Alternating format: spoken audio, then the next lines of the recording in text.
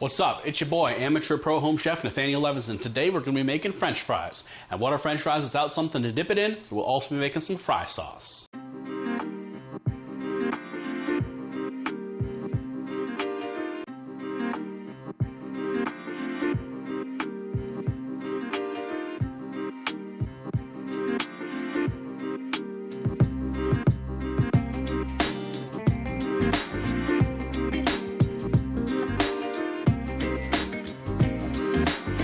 Rolling.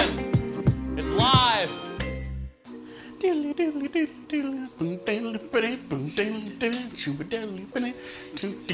rolling. It's live. It's live. Right. So for this recipe, for the French fries, all you need are potatoes, russet potatoes. Definitely recommend starchy russet potatoes, not a waxy potato. Potatoes and a neutral oil with a high smoke point.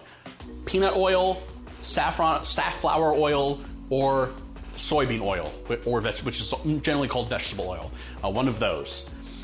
If you want to do fry sauce, you'll need ketchup, mustard, mayonnaise, Worcestershire sauce, pickles, and salt and pepper, some seasonings to your taste. So, French fries. They're probably the most popular way to cook a potato, which there are millions of ways to cook a potato.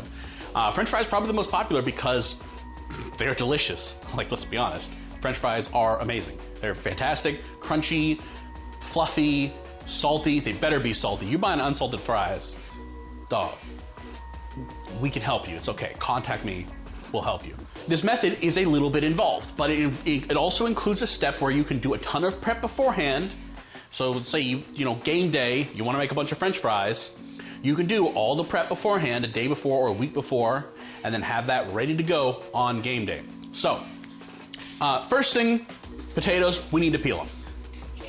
So just gonna peel it. You can peel toward yourself, away from yourself, however works for you, but just get it all nice and peeled. Now we need to slice our potatoes. Now for this, I'm going to be using a mandolin, which we did a little quick tip on the mandolin. Now you're gonna get to see it in action. So mandolin, now this is a pretty dangerous device, okay? It's a very sharp blade. Use the blade guard. So basically, I have this set to pretty thick because I like my fries thick. You can do matchstick if you want to. Like, this doesn't matter. Also, you don't need one of these. You can hand cut your fries. They just won't be quite as consistent in terms of size. So the big reason you want consistency is so that they all cook at the same rate, the same time. You get the same level of doneness. If you don't have that, not that big of a deal. Get our knife. Now, you could put these the other way and slice them on the mandolin, but that's a little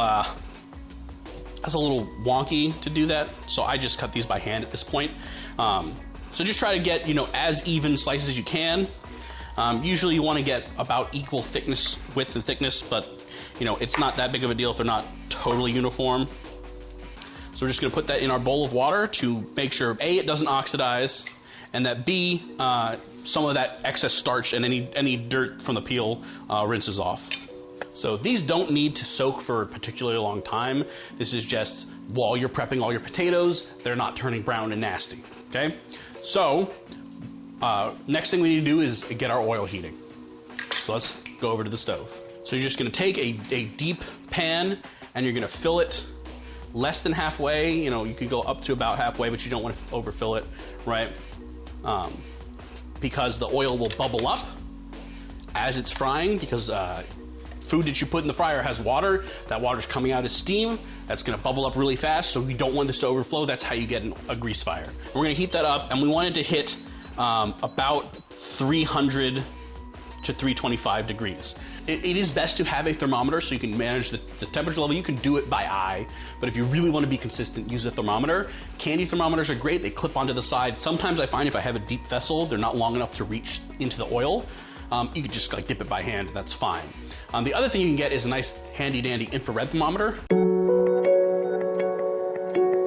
A nice handy dandy infrared thermometer, pew pew, which just shoots an infrared beam at the food, and then based on how it detects the scattering of the photons, tells you the temperature. It's a really cool piece of technology. So while our oil is heating up, and don't leave it alone, but keep an eye on it, but it does take a little bit to heat up, we're gonna get our fry sauce together.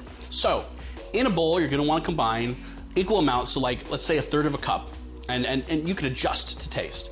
1/3 cup mayonnaise, mustard, and ketchup. Add a few squirts of Worcestershire sauce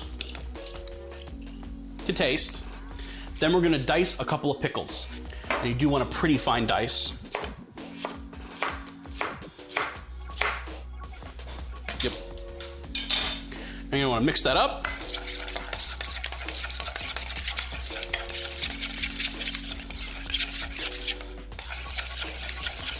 All right, so the next thing we're gonna wanna do is we're gonna want to drain these fries and then pat them dry. Just kind of lay them out. They don't need to be perfectly dry, but you just kind of want to pat as much of the excess moisture off as you can, because that'll speed up the frying process and lead to fewer balloons of oil. All right, so now that our oil has come to temp, we're going to carefully lower our fries into the oil. Now, you can do this just by taking a handful and putting it in, but I recommend you purchase, if you're going to be doing deep frying, I recommend you purchase one of these. It's called a spider. It's kind of a flat skimmer that's really, really useful for frying. You just scoop it in the oil. It's nice and broad and shallow, so it's really easy to pick things up. You can kind of scrape the bottom if something falls down there. And you want to kind of stir it to make sure nothing sticks to the bottom. And we're going to let that go for about 5 to 10 minutes, or just until they start to turn a pale golden brown, because we're not actually cooking them once, we're cooking them twice. If you really want that golden brown, crispy French fry, and that crispy exterior, fluffy interior, you gotta cook them twice. So once these are done frying, we're gonna pull them out, drain on paper towels, lay them out, and then you can go straight into the second frying, or you can lay them out on a sheet pan on parchment paper and then put them in the freezer. And then once they're frozen, the next day you just throw them in a Ziploc bag. And then you've got French fries that are ready to cook. You just throw them in the fryer at a higher temperature. We're gonna raise the temp to about 350, 375. Do our second fry, they're gonna come out golden brown, they're gonna be delicious. What we can do is you can take these once fried French fries, lay them out on a baking sheet and freeze them overnight, and they come out looking like this. Okay, so you got your frozen French fries, frozen once fried French fries. And these are ready for their second frying. You throw them in the second fry, they're gonna crisp right up and be super nice. So this is a great multi-step thing where you can freeze the cooking at a certain step and basically do all the prep at once, and then just have, bag of French fries once a week. I wouldn't do more than that. Okay, so the oil's right now about 365, so we're gonna go ahead and load up our frozen batch. We're just gonna lower these in carefully. It's not gonna take long, maybe 5 minutes, maybe a little longer since these are starting frozen. As soon as they come out of the fryer, you wanna hit them with salt. Unless you're a monster.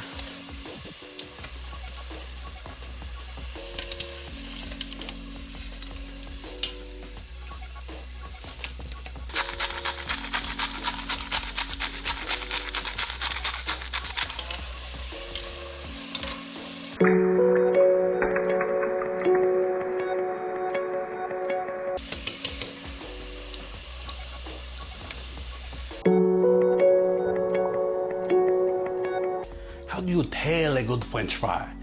Not the smell, not the sight, the sound. Only great potatoes make crunch like this. Oh, they're so good. They're crunchy, they're fluffy, and you can adjust the time depending on if you want them extra crispy.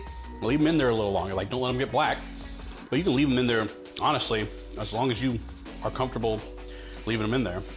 Tanginess just cuts through the fatty potato. French fries, you can make them at home. It's not that hard, just takes a little bit of effort. So until next time, I'm your boy, amateur pro home chef Nathaniel Levinson. I want my best potato French fried. What is love?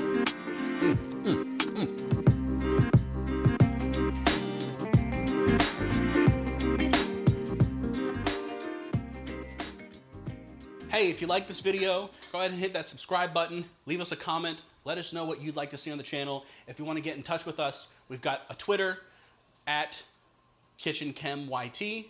We've got an email, therealkitchenchemist@gmail.com. We've also got an Instagram at KitchenChemistYT. So please, we'd love to hear from you guys. Let us know what you'd like to see next.